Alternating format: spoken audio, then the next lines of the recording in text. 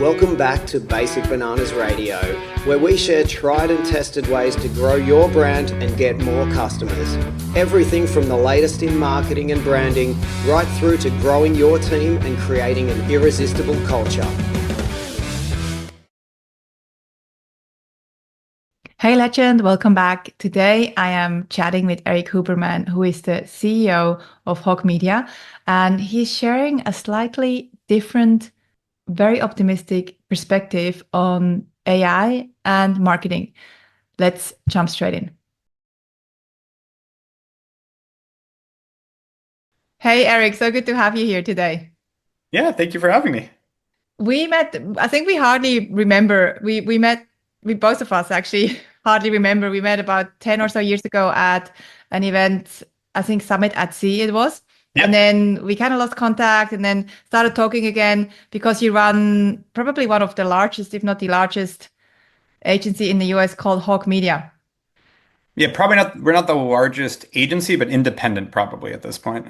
Yeah. Do you want to, let's start maybe by sharing a little bit about your entrepreneurial journey, how you got into running Hawke Media, and then you work with thousands of small business owners, helping them with SEO, digital marketing. I'd love to Mhm. get a little bit into trends. What are you seeing right now Sure. in this world that we live in? Yeah, so background ecom. I built and sold two apparel companies, the last one about 12 and a half years ago.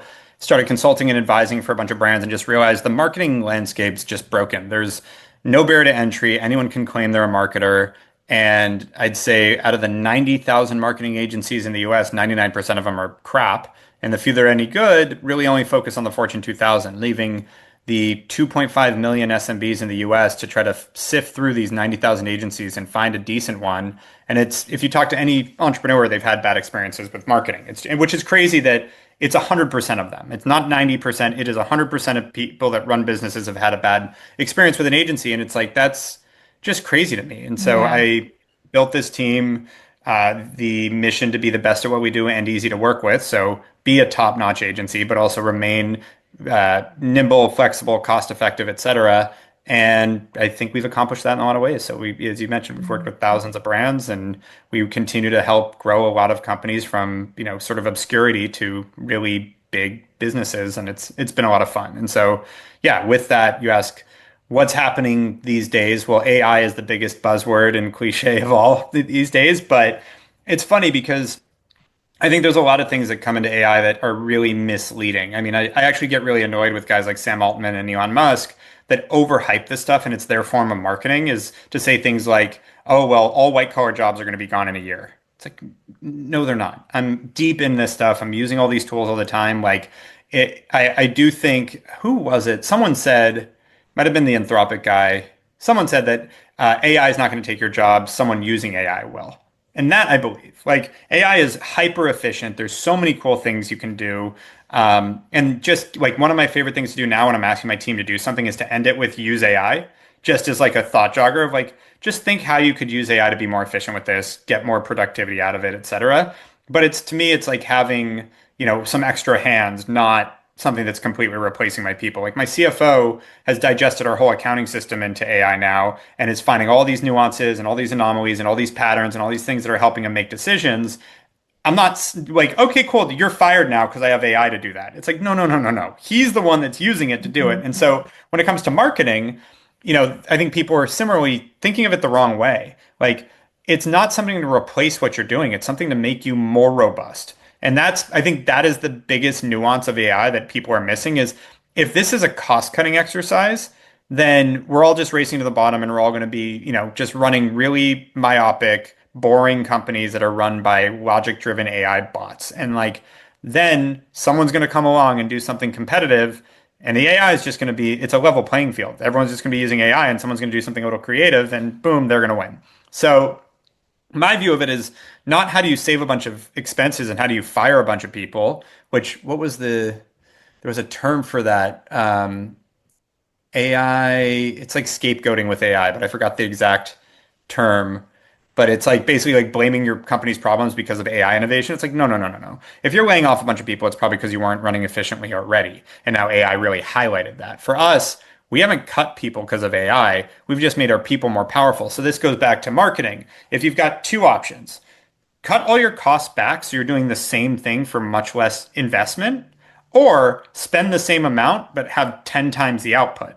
Which one are you going to choose? A lot of people will cut all those costs and bring it way down. But if I'm up against a competitor that then decides to double down and spend the same amount to get 10 times the return, they're going to eat my lunch and I'm going to be screwed. So in a competitive landscape, which welcome to the world, we're in one, I want to be more robust and more powerful, not more cost effective in that sense of the word.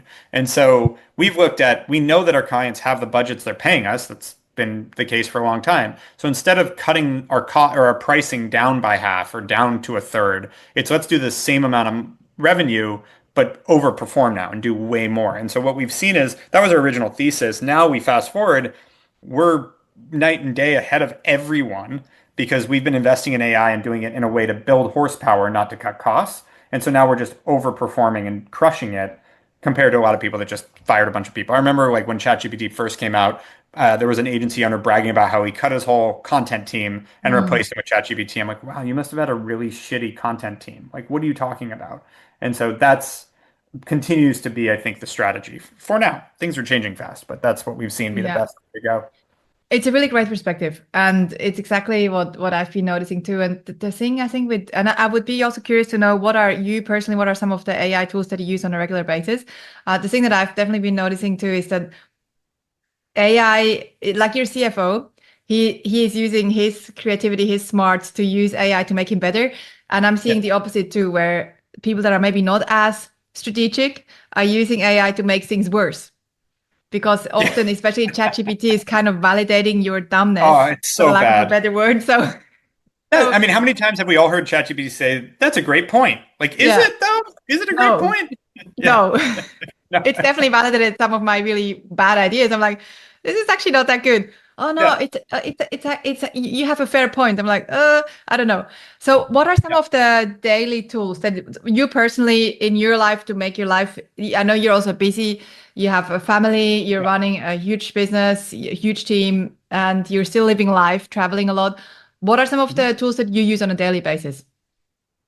Um, I mean, personally, I'm using Quad a lot, like and even personal stuff. I'm redoing a car right now and trying to figure out the right things to do and asking it, like, well, what about this? What about that? And it works really well. Like, it gave me great recommendations that, like, and again, wasn't placating. It actually said that would be tacky. You should do this. I'm like, oh, that's a good point. I Was agree that with you. ChatGPT or Claude or which one?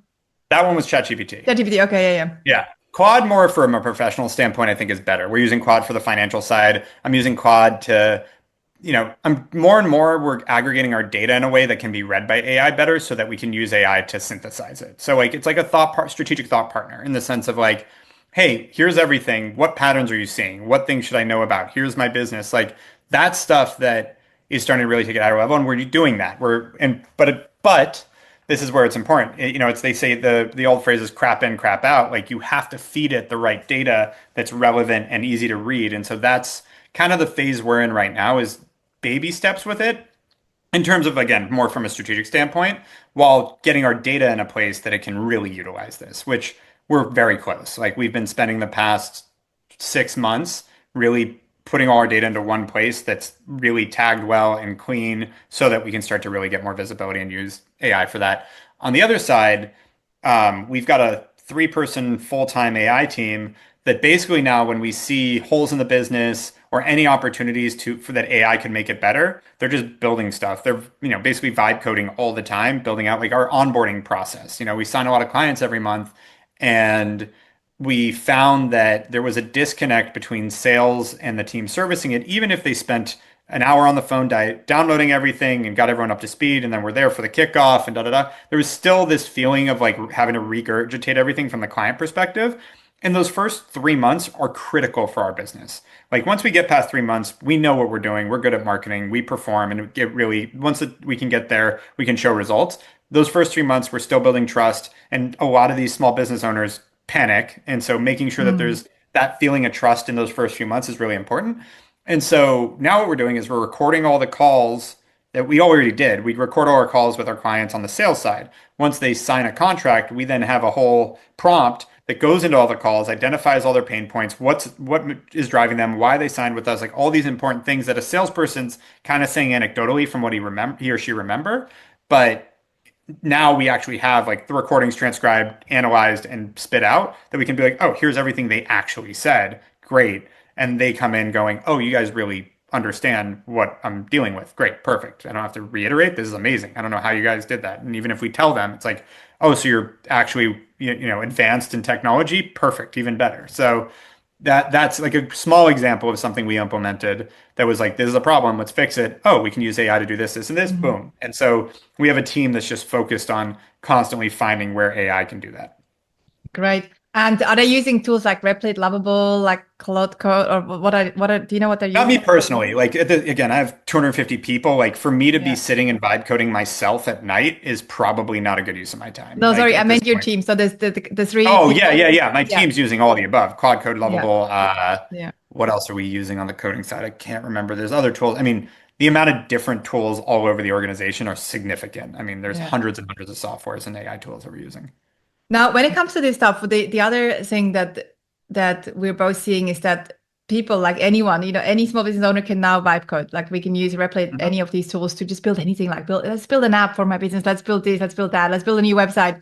And then the challenge is that a lot of people are spending so much time now using AI, which is great, but they're taking their eye off marketing. So there are all these Right. tools out there that people are building that nobody knows about. Well, What do you think is something that any business owner here listening needs to focus on right now when it so comes to that's marketing? actually I actually think it's just that's where I think the hype cycle is way too gone too far. Like I think this is the next coming of the internet. And so my favorite anecdote here is like I still go to a tire guy that my dad used to go to in, near downtown LA that I don't think he has any internet. I think he still uses a like manual credit card thing that like Mhm. like Wow, it's cool. yeah, and it's like, but his business is fine. So it's like, if you're trying to take over the world, sure, you probably need to stay on top of this, but like, you're going to be fine without it. And I do believe that in certain businesses, it's going to disrupt certain things. But I've seen so many people that are like spending, I just had a friend post this and I actually really respect him. But he's like, if you're not spending 5 hours a week just playing with AI, you're going to be so far behind in 6 months, you'll never catch up. And I'm like, that's such a dumb thing to say. Like, because what AI is right now versus what it's going to be in 6 months is different too. Actually, maybe not in 6 months, but in 3 years, we have a venture fund too. We look at investments all the time. All this agentic shit. Like, and I say that using the word, I feel that way. It's like that's how it works right now. But the idea, again, venture investing, you need to be predicting how it's going to work in 10 years. I'd put money that on agentic is not a thing in 10 years. Like it's the way that we manifested it right now. It's the way it's working right now, but that's not the end state. That's not where this is going. Now, to the investing side, if you make a bet on someone that's currently using agentic but is going to be pivot quick enough to follow where the trends go, great. But like the idea that like we all need to go all in on this right now, you saw that with every other blockchain. Apparently, that was going to be the same thing. Like blockchain's going to change the world. Everyone's got to get on blockchain. You're missing out. Don't get me wrong. A lot of people that really probably didn't deserve much money ended up making a lot of money in Bitcoin by just jumping in. But that was again, that's not blockchain. That was like this random cryptocurrency that ended up catching on in terms of, the hype caught it. I think AI actually has a lot of utility and it's different than that, but I think there's not really a first mover advantage. The only first mover advantage I see, which we're investing in too, and we're doing a lot in, is AEO. So like showing up in AI and like when you ask ChatGPT, what should I use for this? Making sure you show up like that has a lot of that's working really well because that channel is growing so fast from a marketing perspective. That's worth investing in, and we're doing a ton of that. But I think you can kind of watch and see how things play out before you just jump in with both feet. I really like this perspective because everyone else at the moment is actually doing the doom and gloom thing. It's unless you're Yeah. using AI 10 hours a week, 5 hours a week, you're going to be dead. And I just really like your perspective because it's a bit similar when the internet first came out. We didn't have to understand how it works. We didn't all have to jump in and go like, how does this thing work? We just started using it. And we just like, okay, I'm Totally. just going to use Google without And however you understanding use it it. for, Yeah. well, it wasn't even Google, like it was Alta Vista. And so there was probably Yeah. someone back then saying, if you're not an expert in Alta Vista, you're an idiot, you're going to do it wrong. And then a couple of years later, it's gone.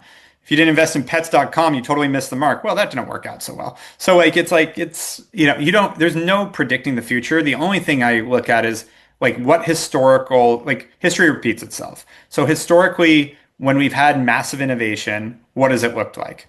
There's been some job reorganization, but we've actually every time we've had industrial innovation or some sort of technological innovation, it's created way more jobs and more prosperity, not less.